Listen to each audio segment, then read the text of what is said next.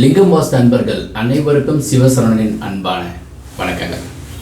தலைவாசல் வைப்பது ஒரு சின்ன டிப்ஸ் கொடுங்க சார் அப்படின்னு சொல்லி நிறைய அன்பர்கள் கேட்குறாங்க. ஸோ இது கமெண்ட் செக்ஷனில் ஒரு சிலர் நல்ல தகவல்களை பதிவிடுங்க, பெரிய வீடாக நீங்கள் காமிக்கிறீங்க, சின்னதாக காமிங்க அப்படின்னு சொல்கிறாங்க.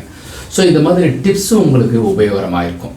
அதனால் தலைவாசல் வைக்கும்போது சின்ன சின்ன விஷயங்கள் முதல் பெரிய விஷயங்கள் வரைக்கும் நம்ம ஃபாலோ பண்ணிக்கிறது நல்லது. முதல் எந்த நாளில் தலைவாசல் வைப்பது சிறப்பு அப்படின்னாக்கா 8ஆம் தேதி, 17ஆம் தேதி, 26ஆம் தேதி வாய்ப்பு இருந்தால் தவிர்த்துருங்க. ஸோ இதெல்லாம் ஆங்கில மாதத்தில் குறிப்பிடுகின்ற நாட்கள் தான் நான் சொல்கிறேன். அப்புறம் நட்சத்திரம் உங்களுக்கு அன்றைய தினத்தில் சந்திராஷ்டமம் இருக்கக்கூடாது. அதாவது உங்கள் ராசியிலேருந்து 8வது ராசியில் சந்திரன் இருந்தால் அதுதான் உங்களுக்கு சந்திராஷ்டமம். ஸோ அந்த நாளில் உங்கள் நட்சத்திரத்துக்கு சந்திராஷ்டமம் வரும். அதனால் அந்த நாள் தவிர்ப்பது நல்லது. சார் எங்களுக்கு 7 அஷ்டமத்துக்கு கண்டசனி நடக்குது, அந்த காலங்களில் தான் நீங்கள் வீடு கட்டுறதுக்கு உண்டான வாய்ப்பு ஏற்படுத்துகிறது. அதனால் அது பார்க்க வேண்டிய அவசியம் கிடையாது. நட்சத்திரம் உங்களுக்கு சந்திராஷ்டமம் இருக்கக்கூடாது. கிழமை செவ்வாய்க்கிழமை தவிர்க்கப்படுவது நல்லது. சனிக்கிழமை அதே மாதிரி தவிர்ப்பது நல்லது.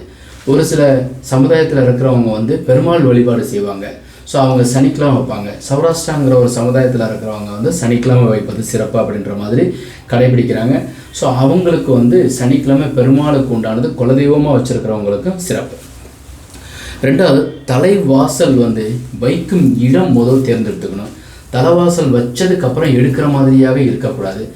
தலைவாசல் கண்டிப்பாக தென்மேற்கு மூலையில் உறுதியாக இருக்கக்கூடாது. எங்கே இருக்கணும், எப்படி இருக்கணுங்கிறது டிப்ஸ் இருந்தால் கூட தலைவாசலுங்கிறது தென்மேற்கு கன்னி மூலையில் உறுதியாக அலங்காரமாக இருந்தாலும் வைக்கக்கூடாது. வச்சதுக்கப்புறம் எடுக்கிற மாதிரியான சுச்சுவேஷன் ஏற்படுத்துகிற மாதிரி இருந்தாலும் வைக்கக்கூடாது. அதுக்கப்புறம் தலைவாசல் வைப்பதை பற்றி தான் நம்ம பேசுகிறோம். தலைவாசலில் 2 பக்கமே 2 துவாரங்கள் நம்ம அமைக்கணும். ஸோ அந்த 2 துவாரத்தில் என்ன வைக்க போகிறோம்னாக்கா, பூஜையெல்லாம் நம்ம தேங்காய் வாழை வச்சு பூஜை பண்ணுவோம். ஸோ பூஜை பண்ணிவிட்டு அந்த 2 துவாரத்துலேயும் நவரத்னம், ஐம்பொன் அந்த வீட்டு உரிமையாளரை வைத்து வைக்க வேண்டும். அடியன் செய்கிற இடத்துல, பூஜை செய்கிற இடத்துலையும் அடியன் கட்டுகின்ற கட்டடத்தில் உறுதியாக 3 நிகழ்ச்சிகளில் அடியன் பங்கு கொள்வேன். முதல் வாஸ்து பூஜை செய்கிறதும், அதுக்கப்புறம் தலைவாசல் வைப்பது. ஒரு சில இடத்துல வாஸ்து செய்கிறதுக்கு 5 இடத்துல செய்வோம். அப்போ தலைவாசல் அடியன் இருந்து தான் செய்வேன்.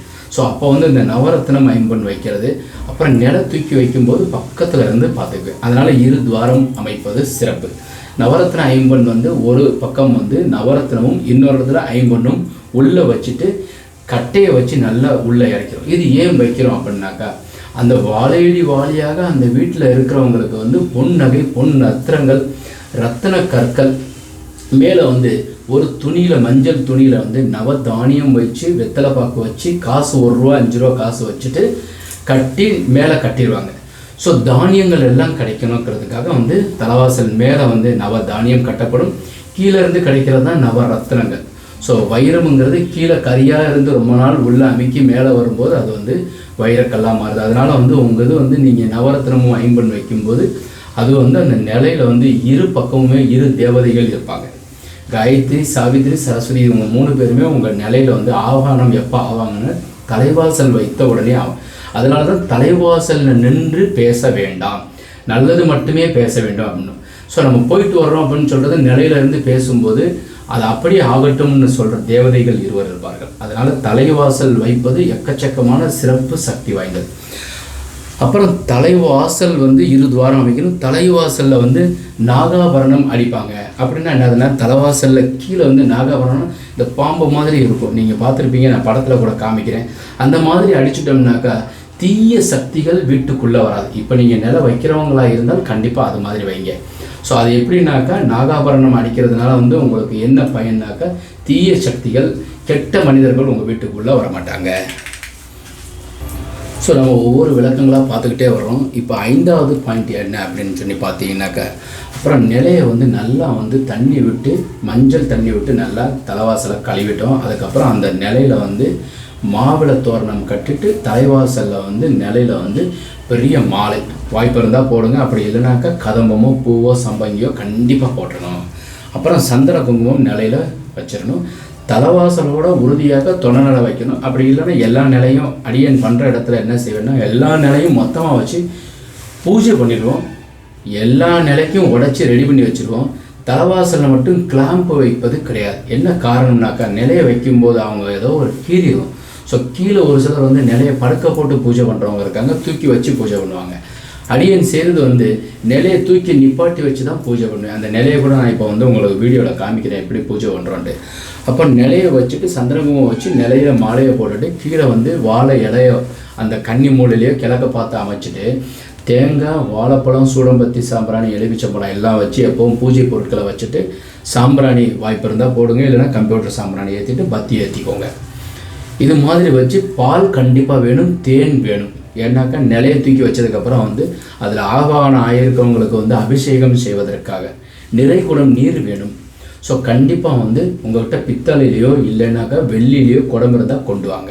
அதுக்கப்புறம் கிரக பிரவேசத்திற்கு உறுதியாக அது துணை புரியும். அப்போ அந்த குடத்தில் வந்து தண்ணி ஊற்றி அதுக்கப்புறம் அதுலேயே உங்களுக்கு வாய்ப்பு இருந்தால் அழகர் கோயில் தீர்த்தம், ராமேஸ்வர தீர்த்தம், காசி தீர்த்தம், உங்கள் பக்கத்தில் இருக்கிற கங்கை தீர்த்தம் எது இருந்தாலும் அதில் ஊற்றிக்கோங்க, பன்னீர் ஊற்றிக்கோங்க. அப்புறம் வந்து அபிஷேகப்பொடி எதாக இருந்தாலும் போட்டுக்கலாம்.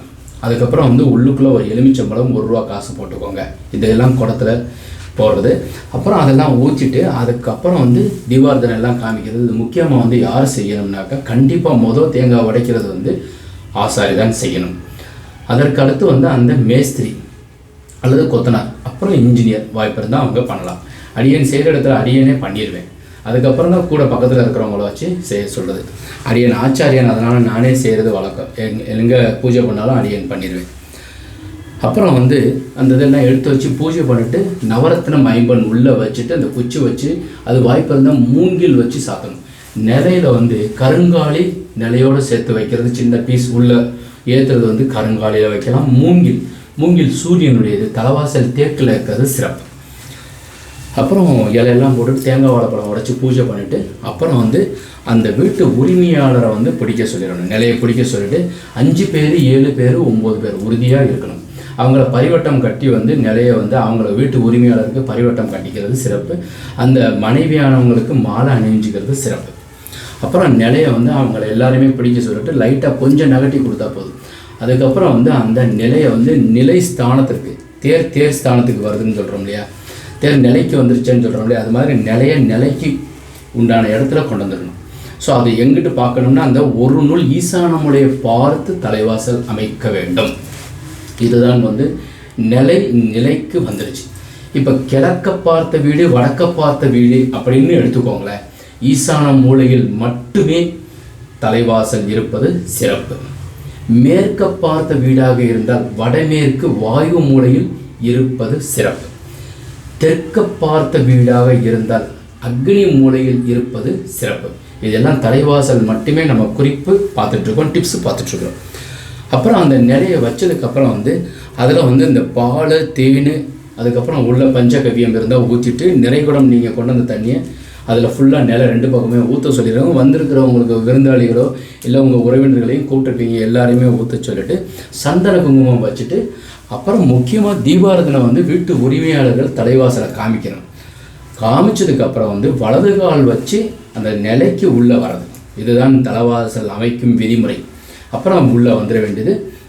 உள்ளே வந்ததுக்கப்புறம் வந்து வாஸ்து காயத்ரி அந்த நிலையில் நிற்கிற இடத்துல இருந்தே நம்ம வாஸ்து காயத்ரி சொல்கிறது தீபாரதனை காமிக்கணும். அப்புறம் இதுக்கு வந்து வாஸ்து காயத்ரி உள்ளே நிற்கும் போதே நம்ம சொல்கிறது சிறப்பு. அப்புறம் தீபாரதனை காமிக்கிறது. அதுக்கப்புறம் உள்ளுக்குள்ளே வந்து விளக்கு வைக்கணுமா அப்படின்னு கேட்டோம்னாக்கா அந்த காமாட்சி விளக்கு கண்டிப்பாக நீங்கள் வந்து 2 கொண்டு வரணும். அதில் விளக்கு தீபம் ஏற்றுறது, வீட்டு மனைவி ஏற்ற சொல்கிறது அல்லது மருமகளை ஏற்ற சொல்லி பார்க்குறது விசேஷம். தலைவாசலில் கண்டிப்பாக 2 விளக்கு வைங்க. அடியான் இப்போ கார்த்திகை தீபம் அன்னைக்கு விளக்கு வச்சோம். ஸோ அன்னைக்கு நிலை வச்சோம், அன்னைக்கு தீபமும் ஏற்றி வழிபாடு பண்ணோம். ஒரு சில நண்பர்கள் என்ன சொல்லுவாங்கன்னாக்கா நிறை விளக்காக இருக்கணும்னு சொல்லுவாங்க. கிடையாது.